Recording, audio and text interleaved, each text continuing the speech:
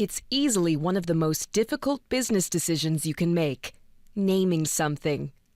That's right, naming your product, business, or service is easily the most important step in its branding, and that's why it's so crucial to get it right the first time.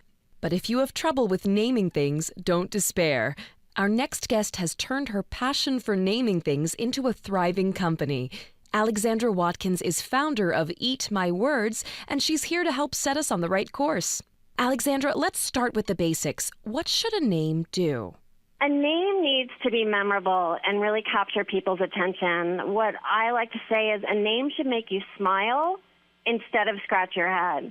And there's a lot of head scratchers out there. So some basic tips are, if your name looks like a typo, scratch it off the list. If it's hard to pronounce, scratch it. You want your name to be simple. You want it to be meaningful to your customers. It helps if it lends itself to wordplay or a theme. And most importantly, you want your name to make an emotional connection with your customers. And finally, what about things like domain names and search engine optimization? Should we worry about them when choosing a name? Don't worry about anything. Domain names are not nearly as important as people think. If I were to tell you about software we named Verbatim and you went to verbatim.com and you got the data storage company, would you give up?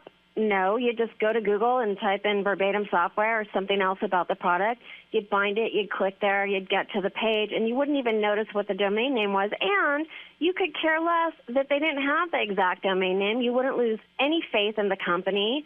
So just add a modifier, Verbatim Global, for instance, add some weight and credibility to Verbatim. So don't worry about a domain name. It's not important. And search engine optimization, Google no longer cares about names being SEO terms. In fact, you can get dinged for that.